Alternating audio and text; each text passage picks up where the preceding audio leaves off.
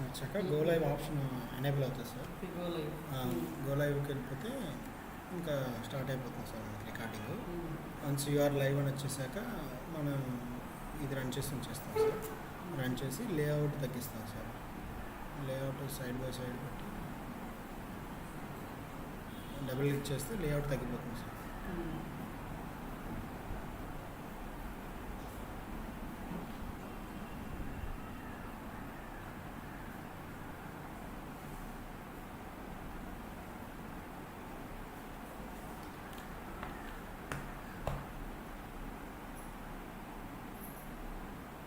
Record అయితే ఇక మాట్లాడకూడదు. మరి నేను ఇప్పుడు మాట్లాడే అర్థం తీసుకోవాలి అంతేనే. నేను ఇంట్రడక్షన్ చేయాలి. నువ్వు చేస్తావా? నేను చేయమంటావా?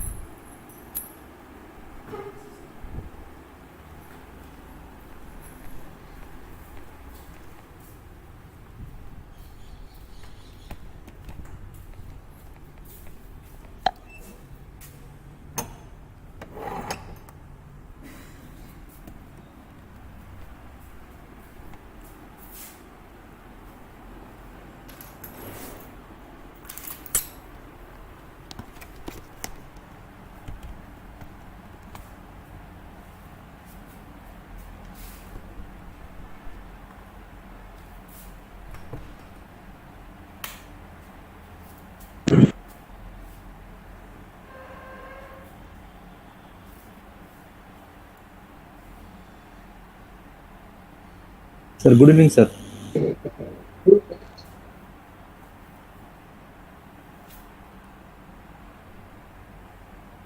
Sir, am I audible?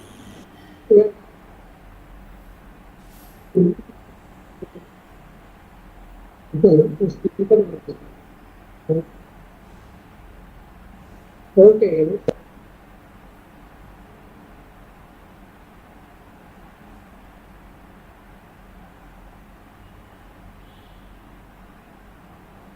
Just 5 minutes, Ganesh. Yes, sir. Just minutes are raining. Okay, sir. Okay.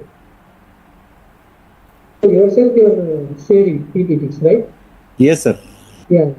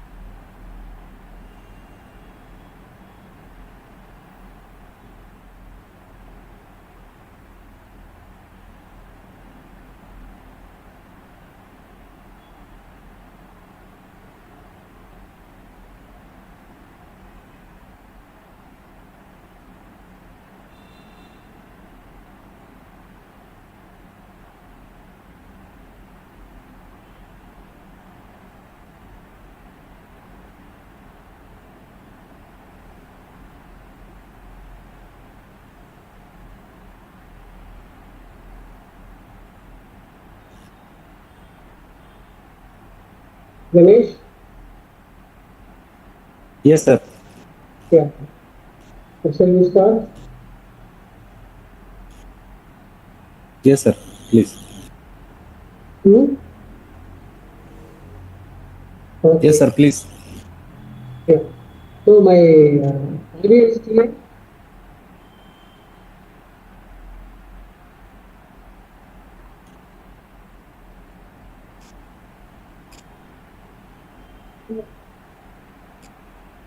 So, so dear students, so today speaker is Dr. Talari Ganesh. Right? He is my student friend, Mr. Ganesh. He is an associate professor in the Department of Mathematics and Statistics, Computing, National Institute of Technology, Himachal Pradesh. Since 2015, he is working. So he completed his MSc and Doctor of Philosophy in Statistics from Sri Venkateswara University. He worked as faculty at Sheshadrapuram Institute of Management Studies, Bangalore. Now she worked in city. His area of research is operations research, statistical classification techniques, distribution theory, data science. And also he worked in stochastic modeling, time series analysis, and forecasting for diversified datasets using SPSS and R. So his current research is focused on multi-choice stochastic transportation problem involving fuzzy programming, evolutionary environments. And also he guided one PhD and 6 MSc projects. He published more than 45 papers in various national and international journals. He also delivered more than 20 invited lectures in various workshops, conferences, and seminars, and also short-term courses. And also he served as executive council in Society for Statistics. Also, he is a life member various professional bodies such as Indian Society for Statistics, Operation Society of India, Indian Science Congress, Society of Statistics, Computer and Applications, and Indian Society Multiple Rating. So these are credentials, the brief of Dr. Ganesh, right? He is very okay. So this is series of lectures, right? Already some basic concepts we completed this particular topics. So the family, right? Techniques are not covered, but covered right from sample population and the family, right? Okay. Thank Yes, sir. invitation and go to our section. Thank you. Thank you, sir. Thank you for nice introduction about me. And today I'm going to discuss.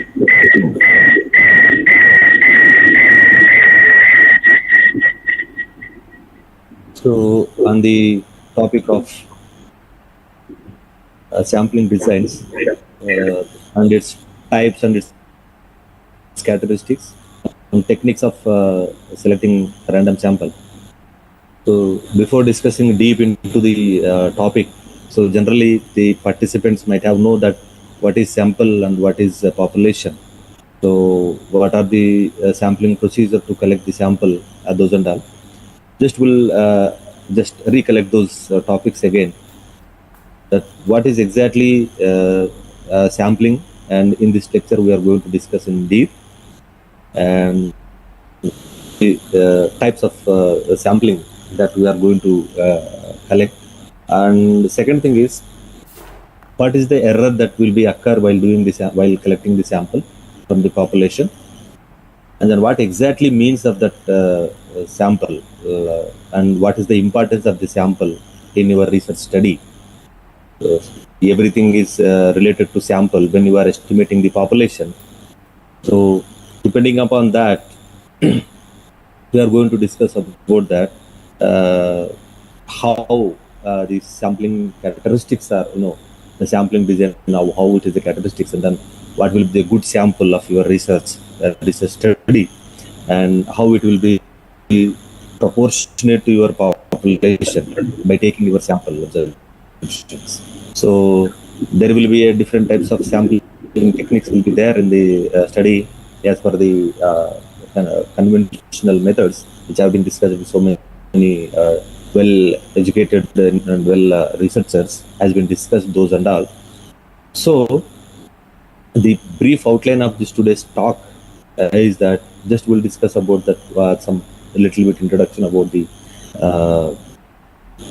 today's topic, and then discuss about what is exactly sampling means and what are the implications of sample design. The different steps in sampling design, sample design. So what is the selecting criteria for selecting a sampling procedure? So definitely it is must need to discuss about the sampling error. This sampling bias and sampling error are the major important tools in while discussing about the sampling design. So what are the good characteristics of the sample design that we all want to discuss? So different types of methods, I've already told you that.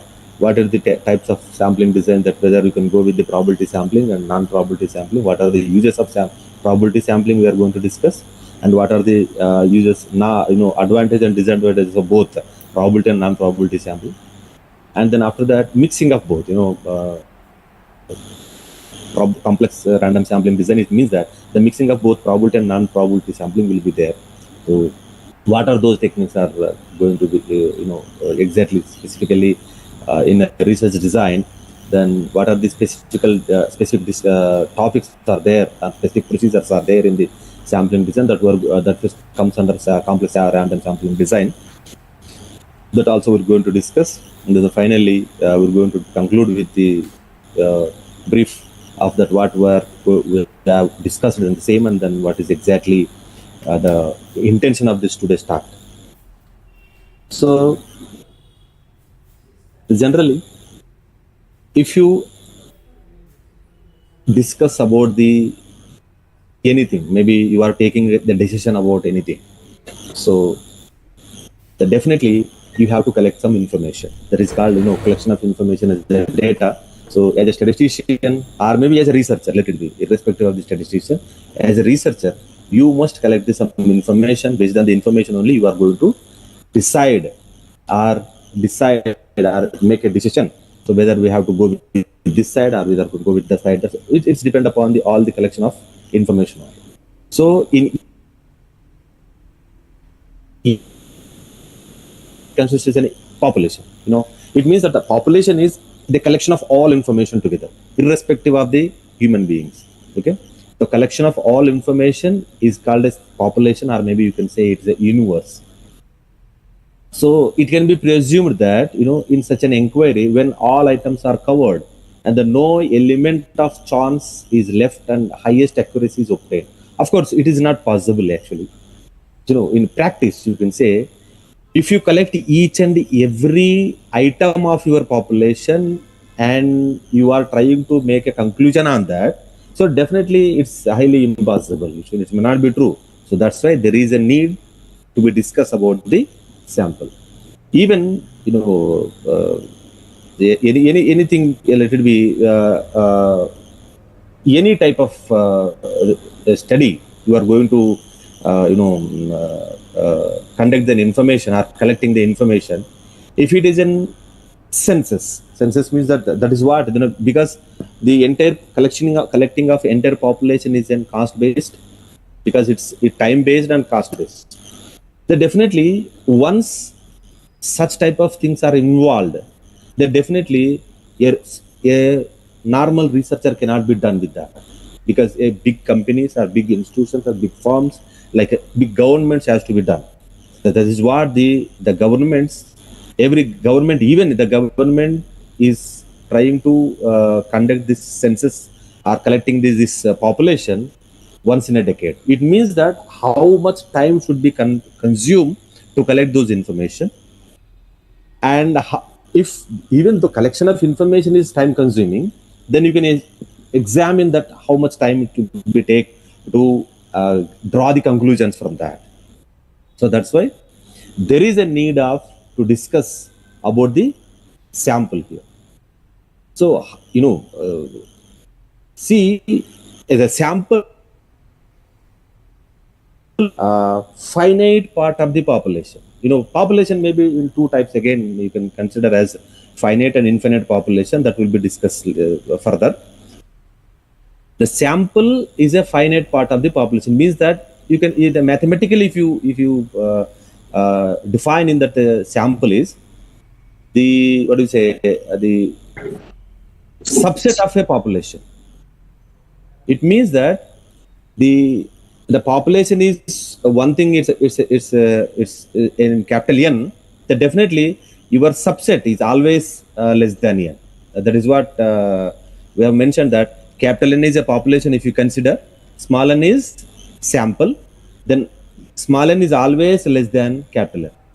If it is equal, some situations, say if you want to collect the information of the people, let it be you as a researcher, you want to find out the collect the information of the people who are suffering with cancer, then definitely in a particular city, let it be in a Visakhapatnam city, then if you want to collect the people who are suffering with the cancer with the age group of something, let it be something, then definitely the sample size is very small. Sorry, population is very small, because that's its entire city. And then how many people are approaching to the hospital, because your primary assumption or primary primary source to collect the information is in hospital only. You are not going to door by door, because you are not going to make it in a census. We are not going to make it in population of entire Vizag city. So you are trying to contact with the primary source, with the general hospitals or maybe private hospitals, how many people are suffering with this type of cancer. And again, you can go with the deep into this different types of cancer patients will be coming to the picture. Just we are going to work with how many people are having how many people are suffering with the cancer. So definitely the number, the population number is very small. Then that type of situation, the entire enumeration means that the entire population can be used as a sample, and even whatever the statistical measures can be applicable to that, then it will be equivalent to your population. Then you can draw your conclusions accordingly. So whatever you want to make that, what is the economical background of the particular patient, and what is the age group of the patient, and how many days the patient is suffering with this disease, and then how much time it has been recurred, and what stage is there. Then the different characteristics are coming to the picture. Then according to that, you can draw statistical measures, let it be mean, variance, and standard deviation. Everything you can draw accordingly. Only thing is, if the population is finite, and so the population is very small here, because some people, some situations, some incidents, that the collection of information is very very conservative, and then it will be very small. Then that type of situation, there is no need of sample.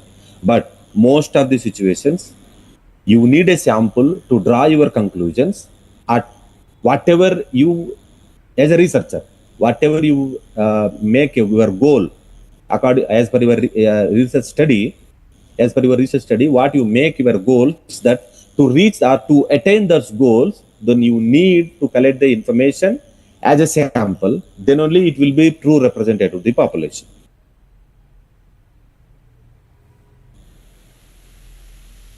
It's a systematic procedure to collect the sample from the population. Simple. Under some identical conditions. So what are the identical conditions? Then it must be a true representative to the population. And if you are, every time, you are not going to make any bias. Those are all that will be discussed later. Just the collecting the. This is a systematic procedure collecting the information from the population, collecting the finite part of the population is called a sampling. The sampling is a technique of selecting individual members or a subset of population to make a statistical inferences from them and estimate characteristics of the whole population, which means that, the sample is represents to the entire population. Whether it is truly representative, it's depend upon the sampling procedure again. That is what we are going to discuss further. So how it will be exactly to represent your population, that will be depend upon sampling technique again. So there are different types of sampling techniques are available in the market in the research study. So maybe there may be a probability sampling, there may be a non-probability sampling, the different things. See, for example, suppose a drug manufacturer would like to research the adverse side effects of a drug in the country's population. See, this is the example that where the sampling is needed. So the researcher cannot go the how many entire population, entire country's population, then how many people are affecting with this particular drug, whether they are using the particular drug and how many people are using that particular drug. Then this is a whole thing is a time consuming. And the second thing is, even collecting those information is very tedious. So that's why the sampling is very essential, and that sampling, whatever the sample have drawn, and that should be true representative to the population. So what are the implications of a sample design? So the sample design is a definite plan to obtaining a sample from a given population. So it is a particular plan, So definitely how you are obtaining a sample. So there will be, the specific procedure should be there to collect the sample, and what are the what will be the design of the particular sample, so that will be true representative of the population. The sample design may as well as lay down the number of items to be included in the sample. That is the size of sample. Sample design is determined before the data are collected. So there are many sample designs from which a researcher can choose. Some designs are relatively more precise and easier to apply, and researcher must prepare or select the random sample design, which should be related. It's all depend upon that what the researcher wants to make his research objective. Done that, how he has to make his sample design. So what type of people has to be involved in your sample survey, or maybe we are going to make an enumeration survey based sample.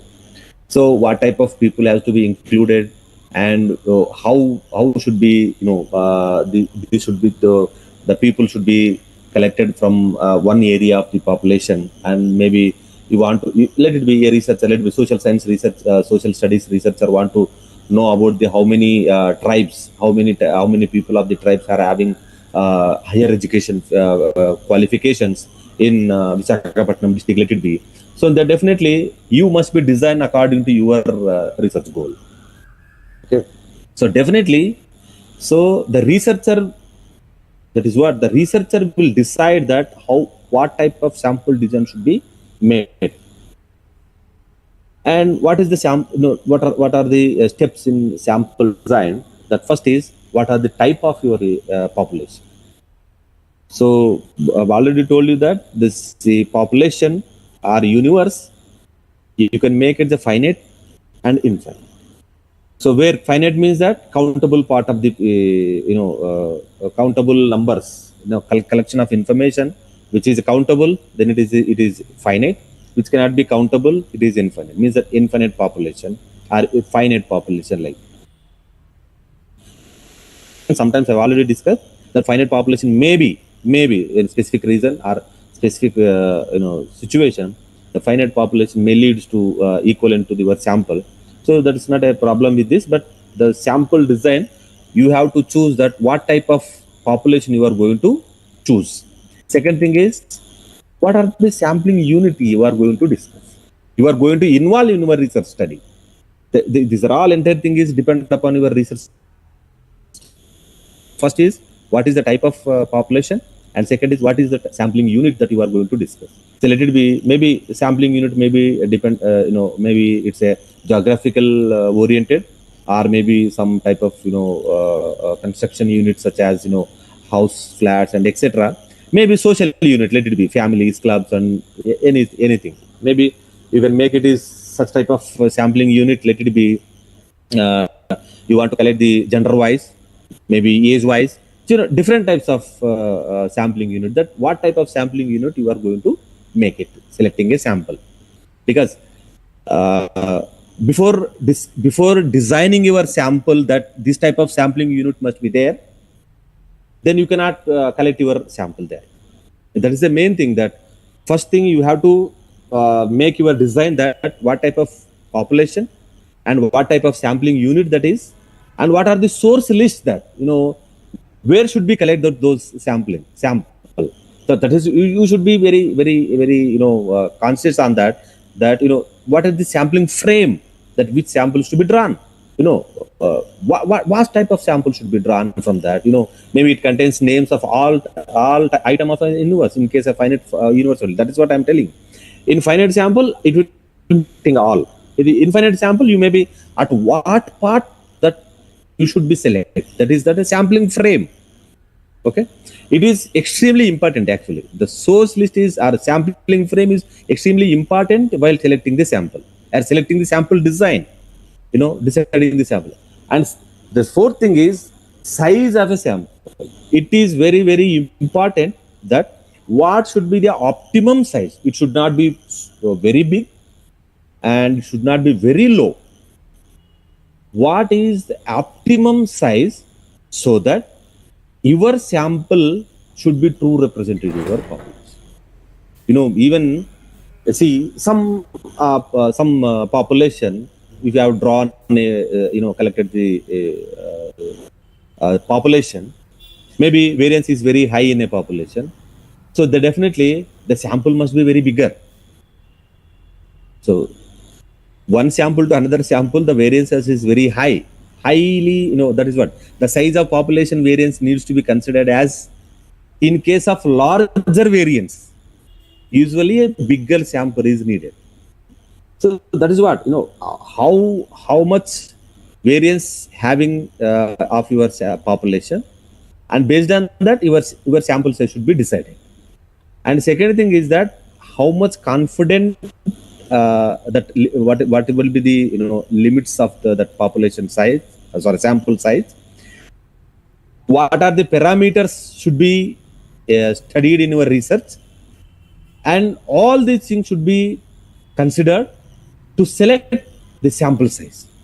So first thing is whether it has what type of research study you are going to make it, and how much size, what is the level of significance that you are going to consider, what is the power of the test that you are going to be considered, because sample size determination is a specific big topic that if you go into deep into the sample size of the sample size determination, it will take at least big discussion in that. The sample size plays an while deciding of your population. That is what earlier one, that is sampling frame, sample size as a plays an important role in representing your population.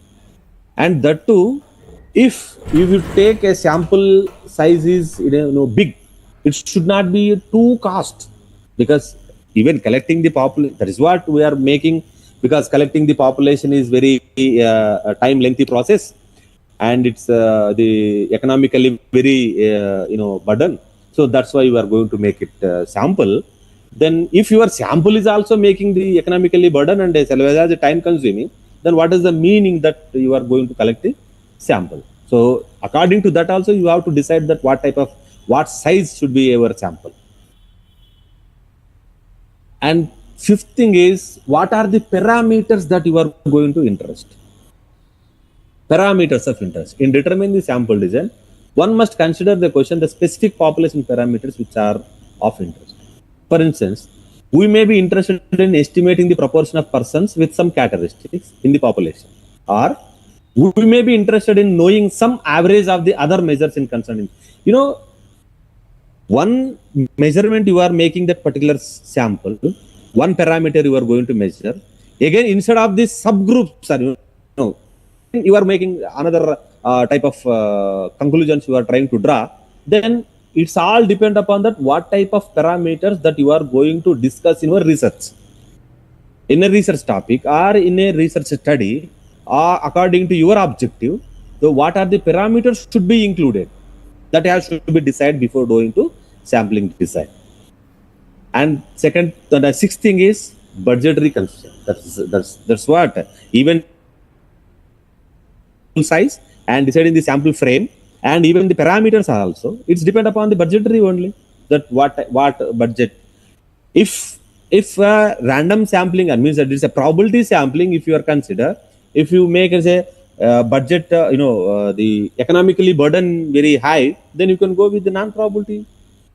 Instead of probability sampling, you can go with the non-probability, that we are going to discuss afterwards. So, and seventh thing is, what is the sampling procedure that you are going to discuss?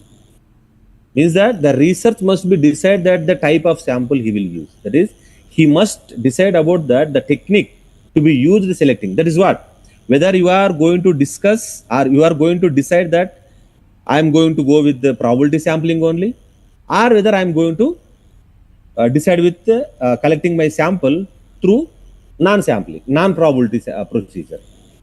Means that there are 7 major things. In that, major thing is sampling frame and sample size. Last third one is that what is the sampling procedure that you are going to decide. So remaining are also major important, it plays an role, but as a researcher you must decide that which type of sampling frame that you are going to discuss, and what is the sample size, and what is the sampling procedure that you are going to consider. Because it all, if because of these 3 only, other thing will be involved. That is what, budgetary constraint, parameter of interest, and sampling unit, and what is the type of universe. So according to this, sampling select based on 7 parameters. What is the type of what is a population, sample, what is the sampling, what type of sample that you are going to discuss, and what is the sampling unit, that sampling unit and sampling frame, then sample size, budgetary constraint, and sampling procedure. These are all parameters. These are all the steps that you are trying to design your sample, so that which type of sampling procedure should be used to collect your sample, to select your sample from, or maybe you can to draw your sample from the population. So what is the criteria of selecting a sampling procedure? Okay, so in the context, one must remember that 2 costs are involved in the sampling analysis. That is, cost of collecting the data and cost of incorrect inference of resulting from the data. The simple thing, it is sometimes you can say the systematic bias. So on maybe sampling error.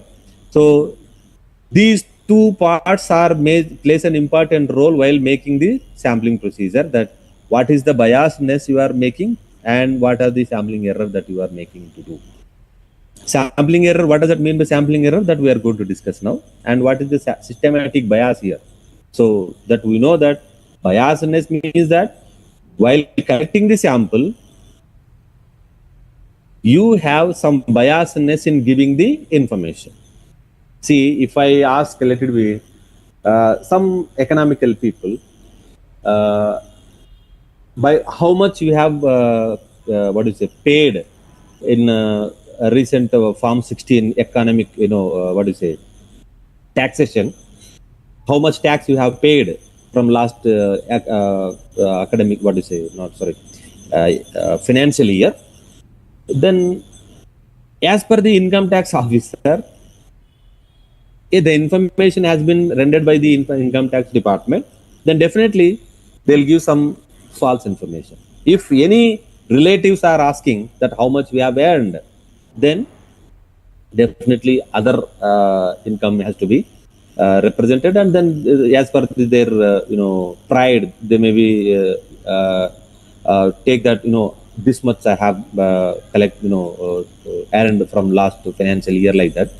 Means that what is original, that cannot be revealed by the respondent, and the true values cannot be identified, or maybe you can say the biasness has been given,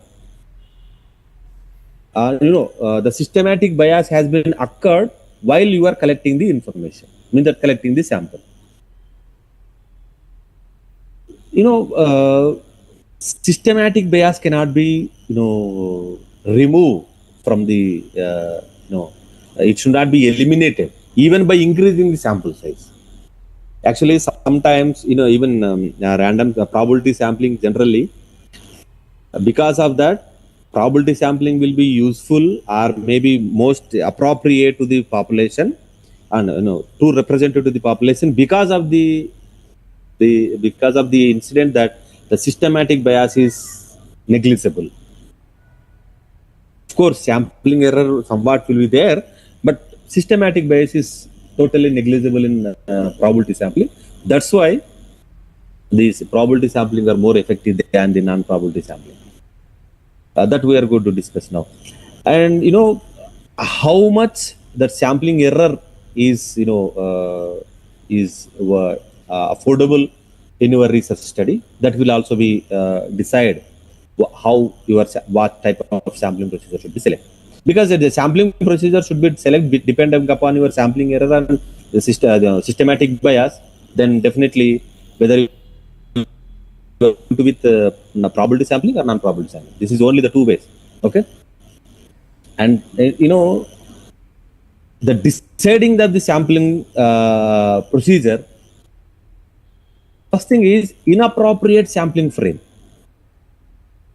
So biased representation to the universe, it will be a systematic bias. Means that the population, that is I already told you, that some biasness, the information is you are giving with some biasness.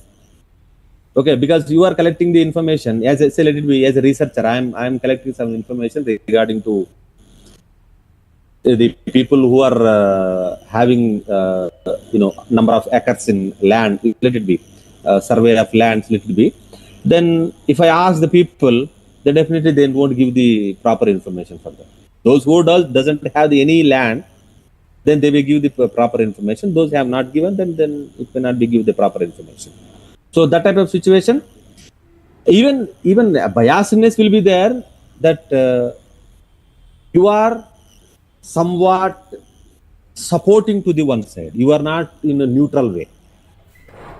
While giving the information, that whatever the required information asked by the researcher, you are not giving in a neutral way.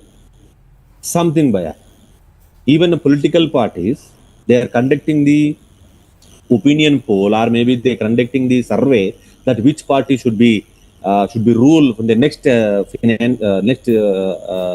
5-year term of in any state. Then if you are somewhat interested or somewhat biased to the some party, then definitely you say that your information is biased to this some particular party. So that type of biasness should be negligible in deciding the population, because you are going to decide your population based on your sample. Then definitely systematic bias should be avoided. Even defect. And second thing is defective measuring device. Of course, it's not be a simple thing that how the measuring device is defective. If measuring device is constantly in error, it will be resulting in systematic bias. In survey work, systematic bias can be result in questionnaire of the interviewer is bias. Let it be. Even I am asking the question that if let it be, I am representing some political party. If I am asking that which party you are going to like, then definitely I am representing one party. Then the respondent cannot be give the information against to my wish. So that time that type of error also will be called as systematic bias. And non-respondents. This is the where we cannot avoid this non-respondents. If you are unable to sample all individuals initially included in the sample, there may be a systematic bias. So these three are the examples of systematic bias where you cannot avoid or you cannot eliminate this one. Actually, you know that this type of systematic bias can be occur while conducting or while selecting a random sample. So definitely you must bear this one. Only thing is how much it should be minimum. How much should be minimum so that your your sample will be true representative of population. And indeterminacy principle. What does that mean by indeterminacy principle? Some instance, if workers are aware that somebody is observing them in the course of a work study on the basis of their work average length after complete a task will be determined, and accordingly the quota will be set to the piece of work, and then generally tend to work slowly in comparison to speed with the work kept unobserved. You are observing them that that they have to complete within half an hour of the particular task, and the workers are tending to work slowly, and they are trying to enlarge it and prolong it. Then if you are observing there, then definitely there should be some some type of consciousness, and they definitely it will be it's type of what you say. That is what I'm telling. Forcefully you are trying to make it is one type of opinion in that. And natural bias in reporting the data. What does that bias? So it's often caused systematic bias in many cases. There are usually downward bias in income data collected by the government taxation. That is what I have given the example. See, the data collected by the government taxation department, whereas we find an upward bias in income data collected by some social organizations. Social organization, maybe you can consider it as a social organization, maybe in a news channel. People generally undertake their incomes if asked by the tax purpose, but they overstate the same if asked by the social status or their affiliates. So these type of systematic bias can be occur. Okay, so this cannot be avoided. We cannot eliminate this type of bias, systematic bias. And what is sampling error? Actually, simple one word definition of sampling error is that which sample have not considered in your study that sample is true representative to the population, then that error has been that error because the population is there. You have drawn the sample from the population. So what is the sample size? Which sample has not collected or drawn from the population? That sample is true representative to the population because you made an error not selecting that particular sample. So that error may be called as sampling error. So only thing is sampling error can be reduced by increasing number of sample size. So systematic bias cannot be reduced. Even if you increase the number of sample size, the systematic bias cannot be reduced unless and until the sampling, because let me, if you are aware of the, what do you say, statistical quality control, we have assignable causes and chance causes. So chance causes we can identify, it cannot be eliminate from the system. The similar way, the systematic bias is like a causes, defectives, random defectives. In sampling error, we know that particular sample is not considered because the particular sample is true representative of the population. Then I can increase the number of samples. So definitely it will be included in my sample size. Then it will be true representative of the population. So that's what only thing how you can reduce your sample error. It will be in a procedure that if you increase the number of sample, it will increase the number of sample, then definitely your sampling error will be reduced. Even selecting the sampling procedure, researcher must ensure that the procedure causes relatively small sampling error and helps to control the systematic bias in a better way. It means that both are interrelated here. If sampling error is very small, so that even sampling error, small sampling error, so that the reduced systematic bias is very little bit. So that sampling error is very small, so that you can control. You cannot eliminate. That is what I'm telling you. You cannot eliminate the systematic bias. We can control that systematic bias if your sampling error is very low.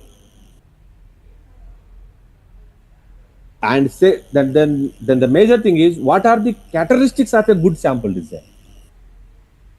The first and foremost characteristic is what is the sample design we have collected. Sample design must be result in a truly representative sample. What does it mean by truly representative sample? Whatever they collected the sample should be true representative to your population. Second thing is small sampling error. And third thing is your budgetary constraint. It should be they must be feasible in context of funds available for the research study. It should be a feasible or viable in the context of funds available for the your research study. So as per your research study, how much the budget can be considered, so it should be same. Feasible, what optimal, let it be optimal, must be optimal in the context of funds available. The fourth thing is the good sample design have another characteristic of that the sampling, the systematic bias should be controlled in a better way. Must be such that the systematic bias will be controlled in better way. Means that whatever the objective of your according to your research study, so in what sense or in what way you are trying to reduce your systematic bias, so that will be definitely, it will be interrelated. All sampling error, systematic bias, sampling unit, sample size, these are all interrelated to true representative population. Okay. And second thing is, last thing is, the sample should be such that the result of sample study can be applied in general for the universe with reasonable level of confidence. How much confidence, how much level of confidence that you are telling that my sample is true representative of the population. So here it says that you should be given the reasonable confidence that your sample is truly representative of your population. So these are the 5 major characteristics of a good sample design.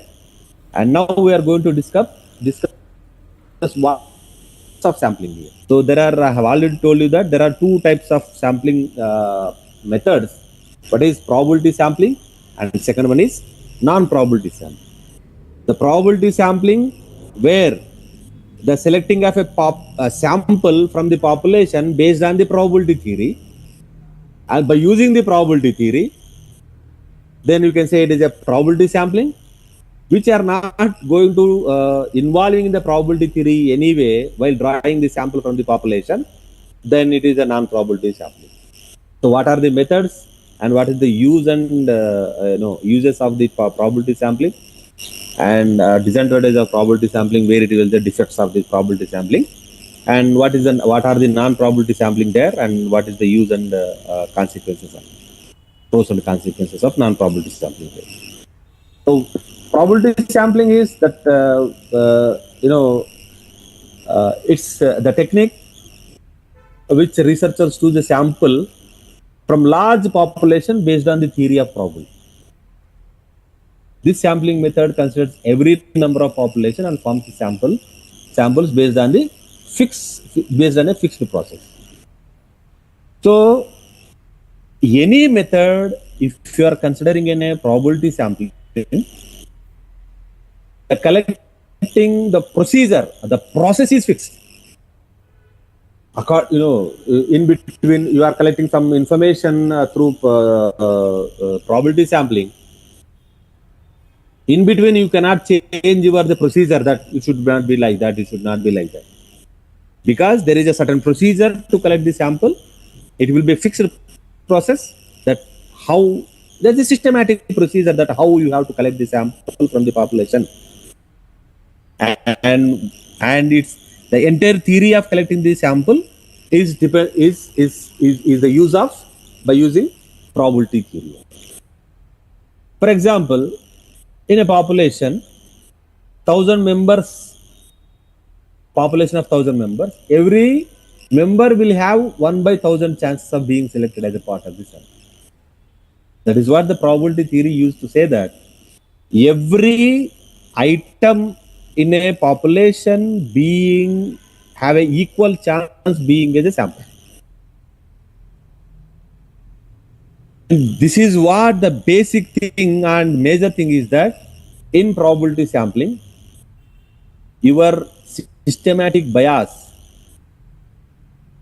because of the probability sampling eliminates the systematic bias in population and allows all members to be included in the sample. I am not going to any bias that only this number of population samples should be collected. I am not going to do that. Every item in the population, while doing the sampling, every number will be have an equal chance to be selected, an equal chance to be considered or included in the sample. So that's why then there is no point in discussing about or raising the point of systematic bias. There is no biasness in the probability. What does it mean by bias? Bias is you have some percentage of let it be 50-50 chance, then only probability theory will be occur. Any item you can take, there will be 50-50 chance, then it will be a probability theory will be occur. Otherwise, some biasness is there, then you cannot make it as a probability. So, selecting a sample is 60%, and not selecting a sample is another sample is 40%. Then definitely it is a systematic bias. I am not going to be discussing on that.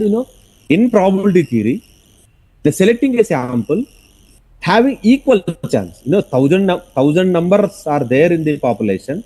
Every number having equal chance to be selected in the sample. Now, the first and foremost and important method of sampling technique is simple random sampling. Simple random sampling, simple, that what we have make it is that an organization of 500 employees, our team decides to conduct the team building activities. They would like to prefer picking just simple lattery sits out of the bowl, it's out of bowl. In this case, each of 500 employees has an equal opportunity being selected. Simple random sampling.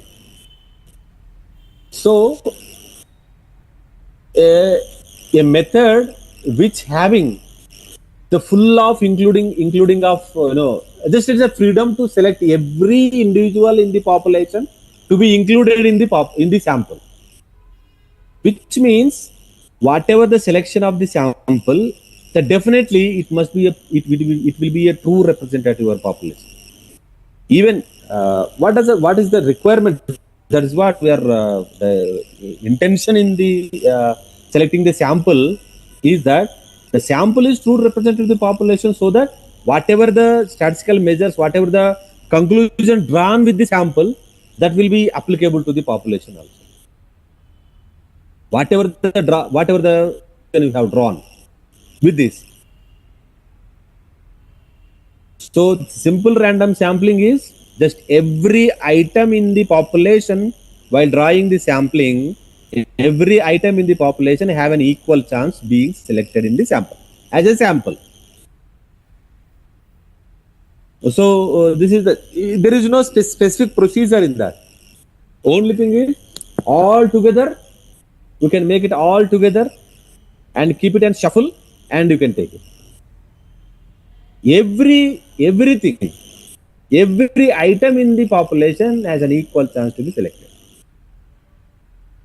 Then cluster sampling. So it is somewhat related to simple random sampling again, but cluster sampling is you have to make your clusters first. The entire population should be divided into some clusters. What does it mean by clusters? It is demographical parameters. If you divide your entire population in demographical parameters, as per demographic parameters, then every demographic parameter is called as a cluster. Okay. So every cluster will be collected, selected using simple random sampling again. Get my point? See, in cluster, your entire population will be divided in the manner of clusters. So, like the demographical regions, demographic parameters like our age group, gender, location, maybe religion, or maybe any type of demographic region if you consider. Then according to that you have to divide it. So again, to collect the sample from that, then you have to use again simple random sampling. And for example, let it be the United States government wishes to evaluate the number of immigrants living in the mainland US. In that case, they can divide it into clusters based on the states. So what are the states are involving in that? Then California, Texas, Florida, Massachusetts, Colorado, Hawaii, etc. These are the different types of states. They have make it as a cluster. Every state has a cluster. So this way of conducting the survey to become more effective, as the result will be organized into states and provide insightful immigration data. See, you want to find out that how much immigrants have been living in the mainland city US, then definitely you have to segregate simple thing. Segregate in terms of clusters. So the cluster represents, in the cluster means that you are dividing your entire population in demographical point of view.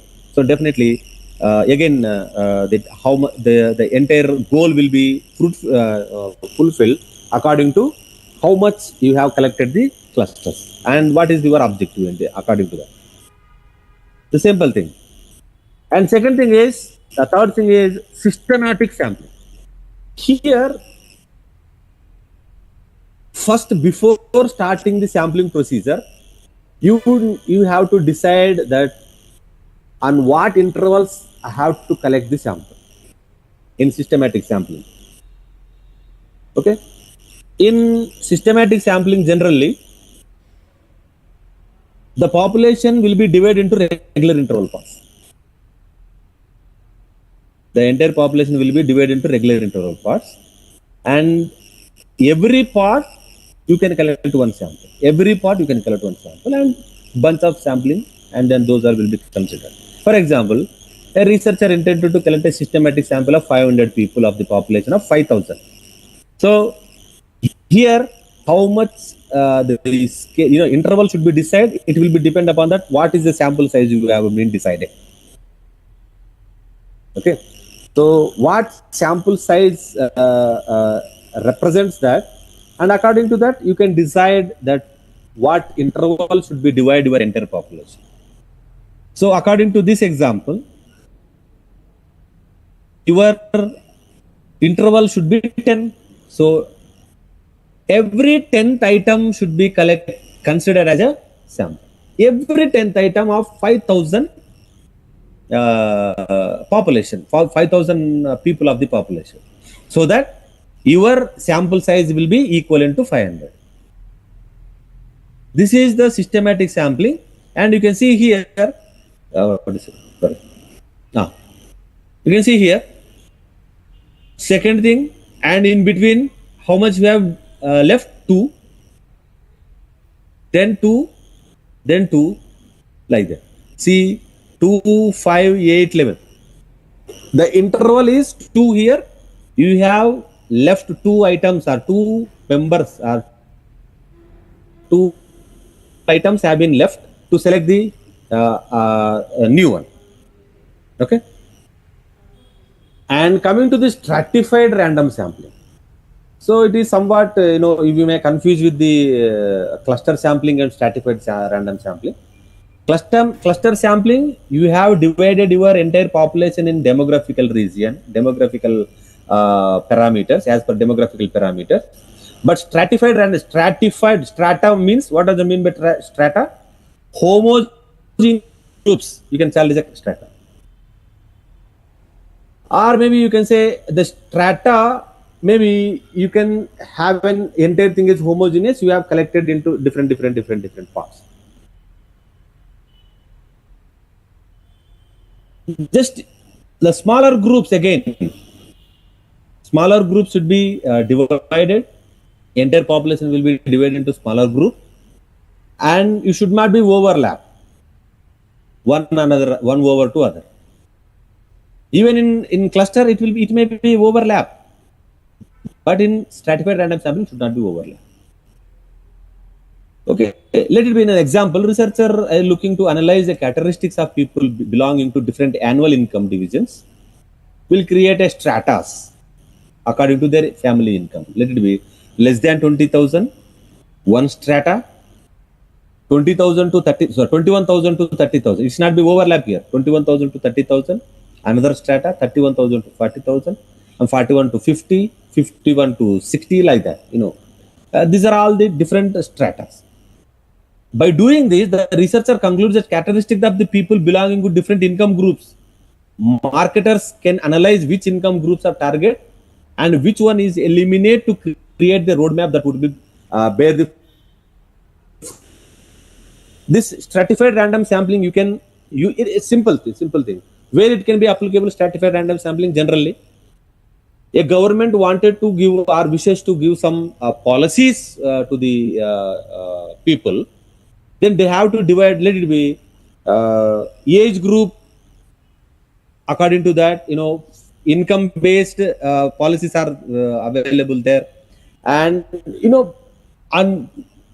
under the circumstances, which income group you are going to be fall, so that you are eligible for some policies or some subsidies given by the government. So there, the stratified random sampling will be applicable. So what is the uses of probability sampling here? First thing is, it will be reduce your systematic bias. It will be reduce your sample bias, and that is what systematic bias, that whatever we have discussed. And you can take a diverse population here. When population is vast and diverse, it is essential to have adequate representation so that the data is not skewed towards the demography.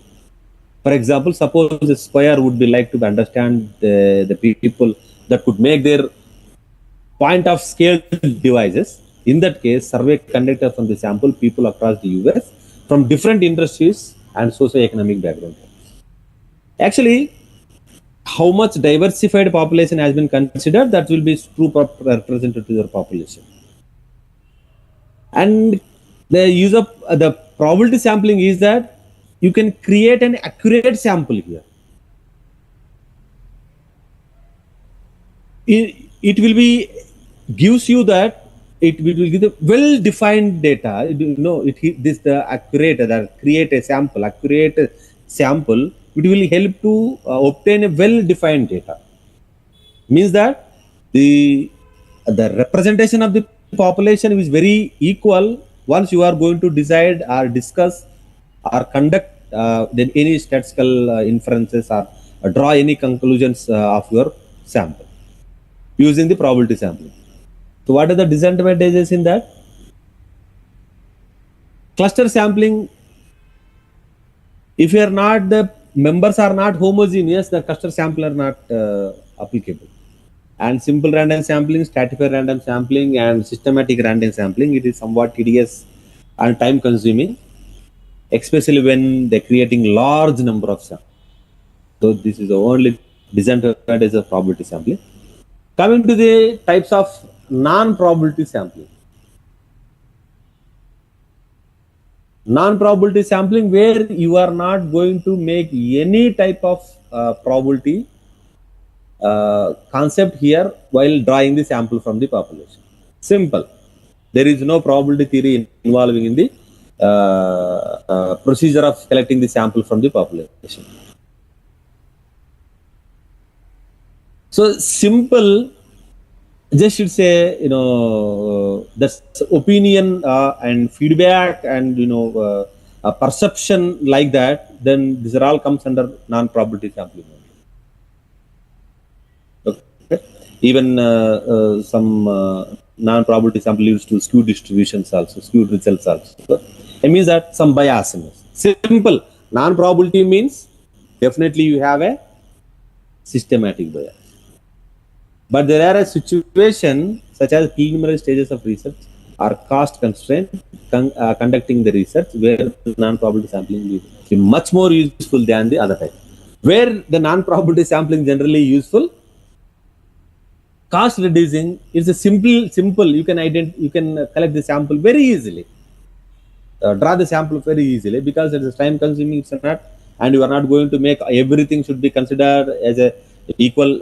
You should not make any such type that every person in the population should be have an equal chance to be selected as a sample. There is no such type of procedure in non-probability sampling. So first thing is convenience sampling. So this method actually, you are going to surveying, the access to subjects such as surveying customers at mall or passers-by on a busy street. Let it be, you may observe so many situations or instances you might have observed. Some people are giving some pamphlets by standing outside the mall or maybe outside the temple or maybe outside the church or maybe on the road. So convenience means that if they are accessible to give the particular pamphlet, then that is simple. That much of convenience that they are selecting the sample. Simple. There is no specific procedure in that. You should not go with a specific procedure. No. You should collect this one only. This is a systematic procedure. That is what non-probability sampling doesn't have any systematic procedure. There is no fixed procedure to collect the sample. Non-probability sampling. The convenience sampling is that any NGO usually conduct the convenience sampling at a mall to distribute leaflets for upcoming promotions, upcoming events or promotions of a cause. They do that by standing at the mall entrance and giving the pamphlets to randomly. There is no systematic procedure in that. There is no fixed procedure in that. Volunteer sampling. What does it mean, volunteer sampling? Sometimes, let it be, the volunteer sampling means that some debate is going on in any news channel. The opinion is asked by the particular anchor. Those are interested in particular topic, they only call. Nobody will call. No other people will be calling for that. Sharing their knowledge, that sharing their views, particular topic. Those are interested, voluntarily trying to involve in the as a sample. Those people are also only those people will include in that particular sample. Okay. See, that is what voluntary sampling is often used to select individuals for focus groups or in-depth interviews. Just simple. Even somewhere I have written. Another example of voluntary sampling is a callers to radio or television shows. When an issue is discussed and listeners are invited to call to express their opinions. Simple. There is no specific procedure. Everybody is see the particular discussion. Those are interested. Those are expertise. Those are interested to share their opinion voluntarily. They are only be involved in consider as a sample. Of course, population is very high. Volunteer sampling is those are interested to being involved as a sample. Those will be considered in a voluntary sampling. And judgmental and purposive sampling is see particular purpose you are going to collect the information. So what type of purpose? Let it be the purpose of study along with the understanding of the target audience.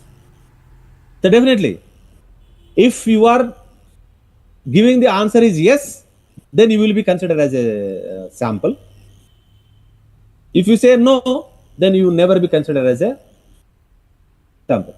Then let it be. The selection criteria will be, see, for instance, when researcher wants to understand the thought process of people interested in studying their master's degree.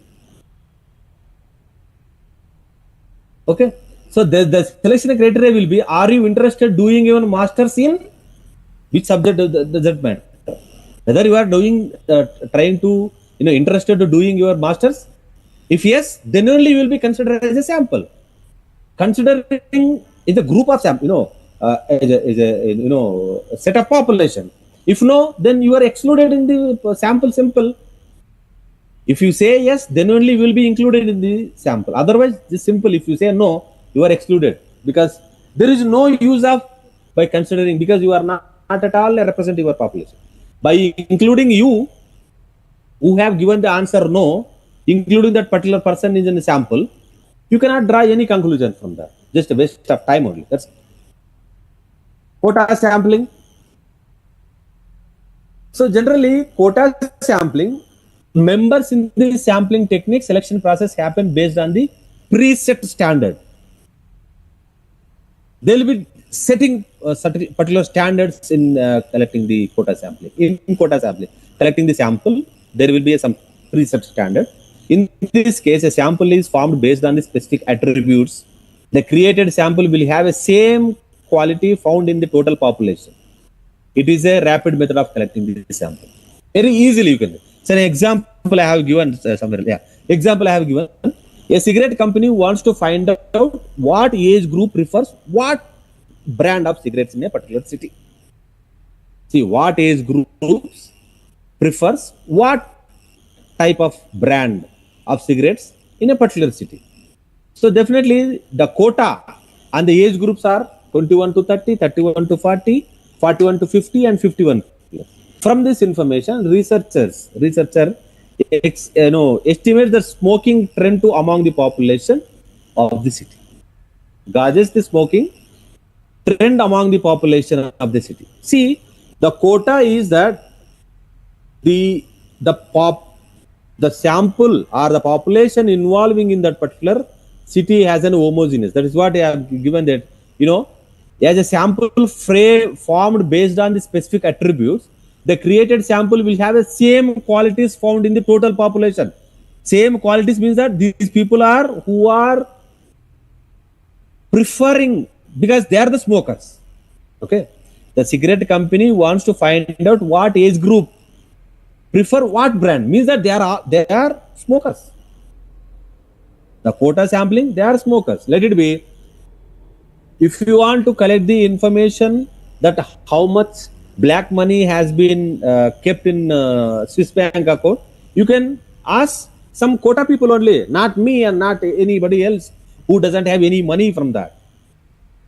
The quota should be asked for those people who are having the same qualities in the population.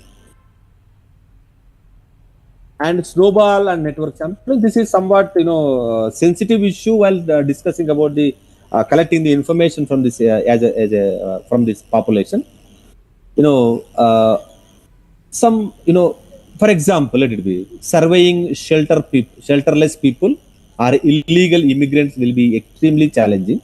In such cases, using the snowball theory, researchers can track the few categories to interview and derive the results. Okay, researchers are also implement this sampling method when the topic is highly sensitive and not openly discussed.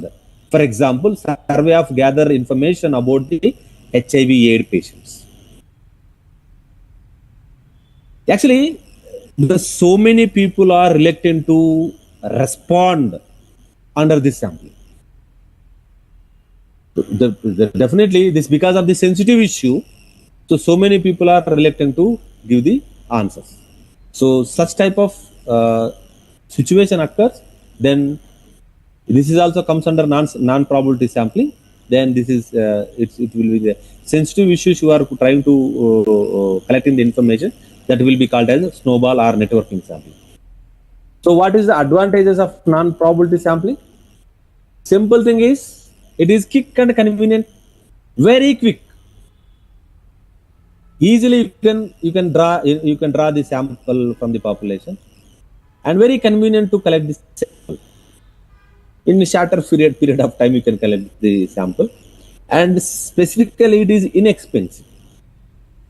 It's time consuming, if you say, and cost, maybe economical burden also. In the economical burden concern, it is inexpensive, and even reduce the respondent burden also. In probability sampling, every respondent has to be given every answer, but here there is no such thing, that the respondent burden will be reduced. What are the disadvantages in non-probability sampling? Only thing is systematic bias, that is what selection bias. And second is non-coverage bias, under-coverage bias. That is what the economical group I have given you, that some social status they have given some type of information, some income tax department they have given another information. This is under-coverage bias and a non-coverage bias. And third thing is difficulty of assessing the quality. It is impossible to determine the probability that a unit of the population is selected for the sample. So reliable to estimate, or estimates of the sampling error cannot be computed. Simple. What is the sampling error can identify? Definitely, the sampling error is very high in that, because systematic biases are also very high. And these are all we have discussed. Then how you decide on the type of sampling to use, which type of sampling to use. For any research, it is essential to choose a sampling method accurately meet the goals of your study. So here some steps. Generally, what is that? It must be a combination of cost, precision, or accuracy. Okay, and identify the effective sampling technique that might be potentially achieve the research goals. Research goals means that what is your objective? Research goals means what is your objective According to that, the sampling should be used. What type of sampling should be used? And test each of these methods and examine whether they help to achieve your goal, and select the method that works best for the research. So these three, you can combination of these, that based on that you can select which type of sampling to be used. And second, how to select a random sample. How to select a random sample. So here, with regard to the question how to select a random sample in actual practice, we could in simple cases like 1 and above, write each of the possible samples on a slip of a paper. Mix of these. It's a simple random sample. How to select a random sample means the sample collecting in a random way. Random way means lottery method. You can. That is what it says. Mix slips thoroughly in the container and draw as lottery, either blindfolded or maybe rotating drum or maybe any similar devices, any other similar device. Such procedure is obviously impractical, if not altogether impossible to complex problems of sampling. In fact, practical utility of such methods is very much limited. Fortunately, we can take a random sample in a relatively easier way without taking a trouble of enlisting of all possible samples on paper slip as explained. Instead of this, we can write a name of each element of finite population on a slip of paper. Put a slips on paper, so prepared into a box or bag, maybe thoroughly, and draw the required number of slips can be sample after without replacement. Everything first have been drawn and should not be replaced again.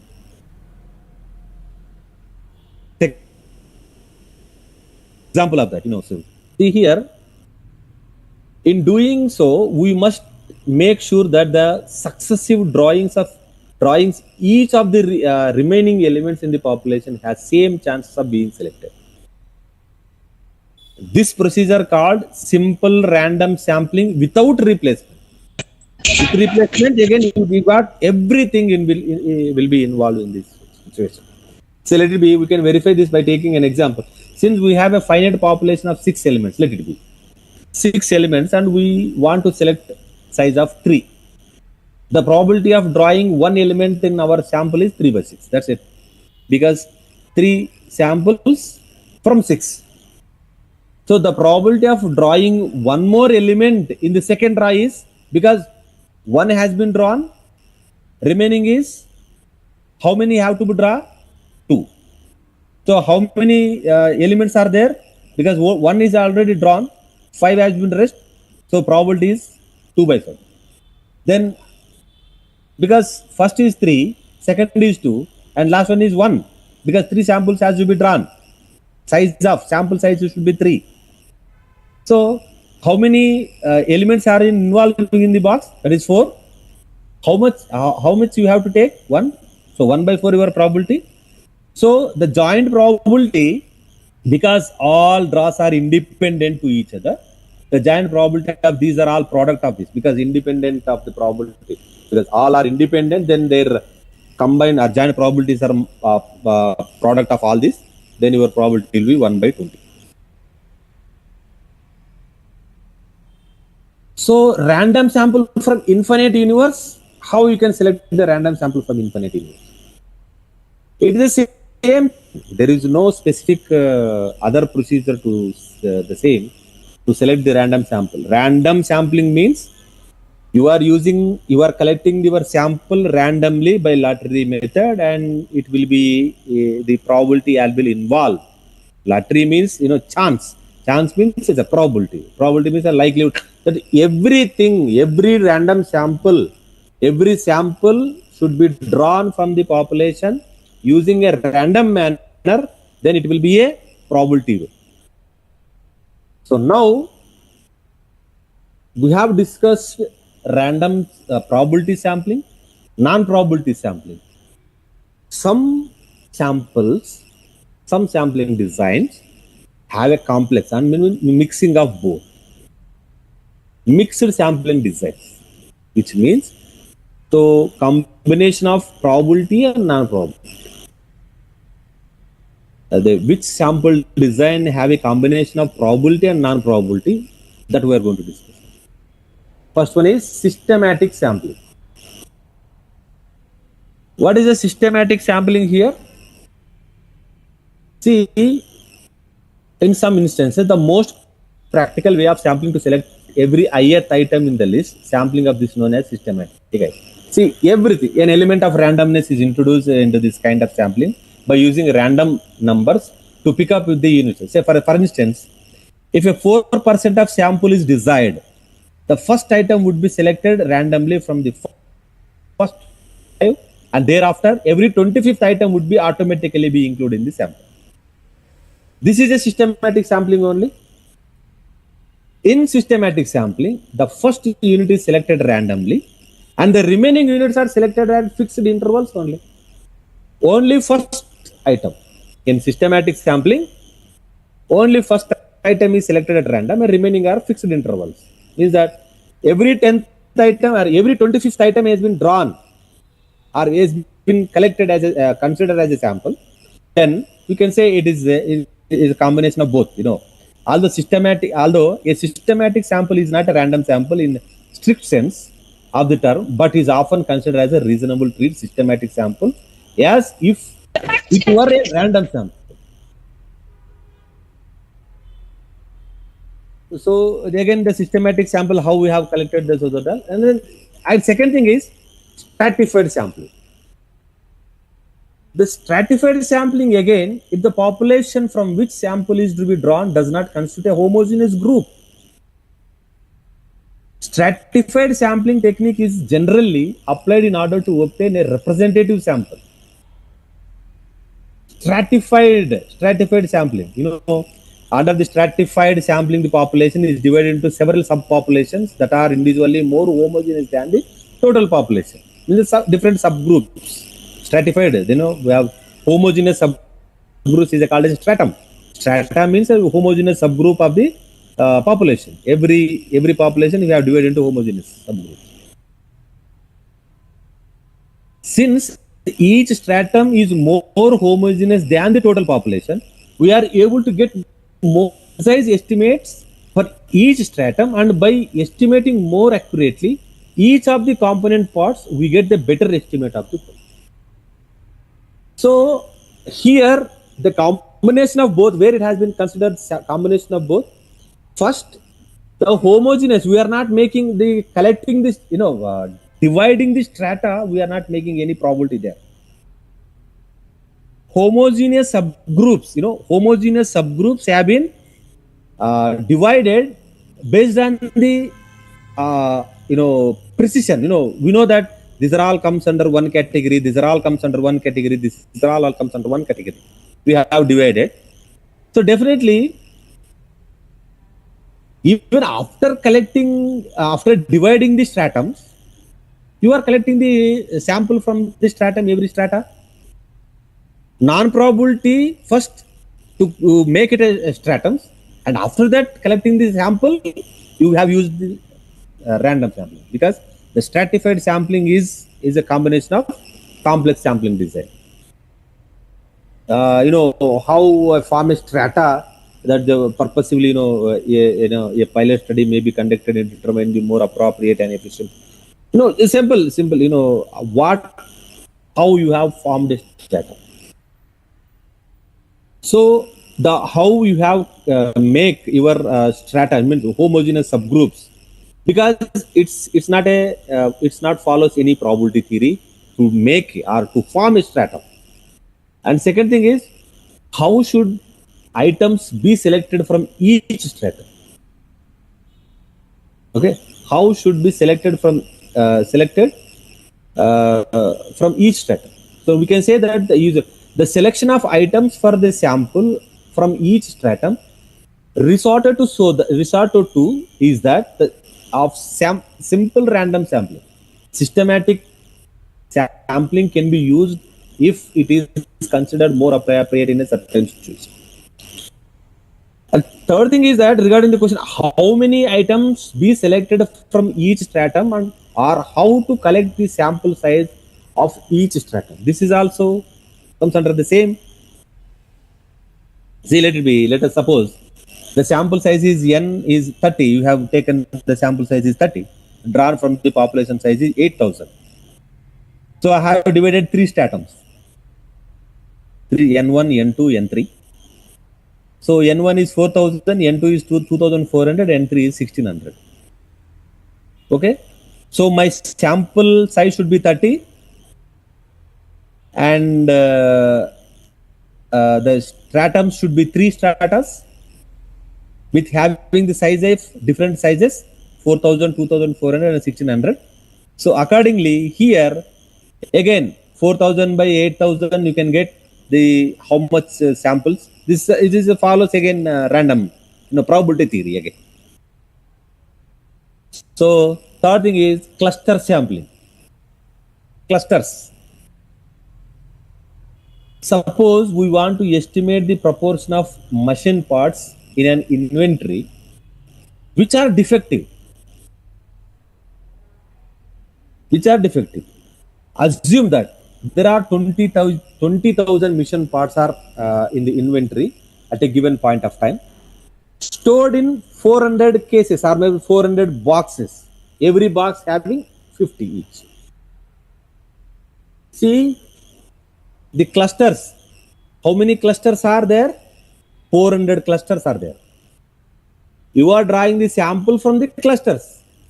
The 400 clusters, defective parts of a machine parts, defective machine parts. Every box or every defective parts, so that the the selecting of each box is a random sample using the probability sampling, but dividing or by deciding that how many boxes are there is not the use of probability there. And area sampling, it is if clusters happen to be some geographical subdivision, it will be called as area sampling. Even that clusters in geographical parameters, then the same thing, it all comes under area sampling. And the major thing is multi-stage sampling. I'll give an example of multi-stage sampling. That let be in the first stage you can select the large sample, primarily primary sampling units such as states in a country. The suppose, yes sir. Ganesh, the class is up to actually 7:40. Okay sir. Just 2 slides only. Sometimes then you ask any queries. Yes sir. Right after your class is finished. Yes sir. Okay, thanks. So multi-stage sampling is, say let it be, if we want to investigate the working efficiency of nationalized banks in India, we can take some sample of few banks only for this purpose. Generally, we are not going to collect the all banks, and we cannot make every individual in the particular bank as an employee, how is their efficiency, work efficiency. So we are not going to collect just the sample should be collected. So in first stage, I can divide the entire country, and then we can certain depending upon some states. Entire country will be divided into states, and then we can select the certain states into districts. And first stage is selecting the states, second stage is selecting the districts, and third stage is selecting the towns. And in town again you are selecting some amount of banks. So every stage means first stage, state, second stage, districts, third stage, towns and cities, and fourth stage, including inside the city, you are selecting some specific amount of banks only. So every stage you are making sampling procedure, collecting the sample. So this type of sampling procedure you can call it as a multi-stage sampling. And sampling with probability proportional to size also, you can make it is that what is the size of the proportion, sampling proportion. And the second thing is, the last thing is sequential sampling. That is related to somewhat what do you say, quality control. So every time you are making the sample, whether it is will be defective, okay, it will be considered. Otherwise, you cannot go with some other. So my conclusion is that, so the description various sampling designs presented above, we can say that normally one should resort to simple random sampling because under it bias is generally eliminated and and the sampling error can be estimated. But the purposive sampling is considered more appropriate when the universe happens to be small and known to characteristic of it is to be studied intensively. And fourth one is that there are situations in real life under which the sample design other than the simple random samples may be considered better, and as such the same may be used. In a situation when random sampling is not possible, then you have to use non-random sampling other than. Generally, at times several methods of sampling may well be used in the same study. Actually, if you decide not to make any what do you say, systematic bias, reduce the sampling error, better go with the probability sampling. If you go with the non-probability sampling, you have to bear with the systematic bias, so it may not be true representative of the population. Then definitely, if you go with the non-probability sampling, then cost reduce, budgetary point of view, in economical point of view, you will be very less, and the time consuming is also very less. Then you can easily find out that which type of sample should be considered according to your research study. Yes, sir. So this is from my side, sir. Can I? Yeah, Ganesh. Yes, sir. So, any questions from the audience?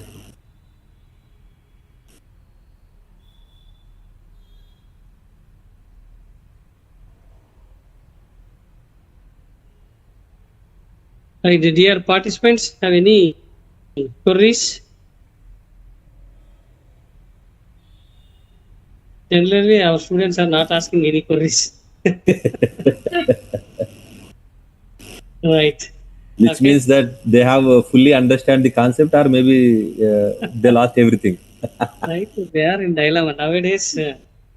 Right. Yes, okay. Sir. So, right. Thank you, Ganesh. You have covered right from simple random sampling to systematic cluster and stratified sampling. Yes.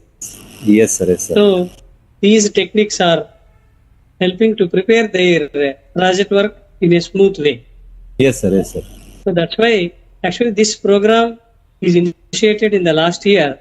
Sir. Right. So our entire science college. So okay, all sir. the department students are attending. Okay. Okay, sir. So, and the final year they have project work. Okay, that's sir. why we initiated this.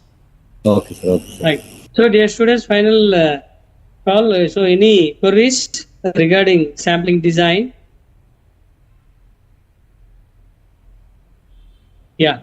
So, okay. Thank you, Ganesh. Thank you, sir. Thank you for giving the nice opportunity for me to express my views on the sampling design, and very much thankful to you, sir, on giving this opportunity. Thank you. I listen now. Thank you, sir. Thank you, sir. Lecture. Thank you, sir. Nice. It's my fortunate to be as a participant in my lecture. Yeah. Thank you, sir. Okay. Thank you, Ganesh. Okay, thank you. Okay, sir. Thank you, sir. Okay. Okay.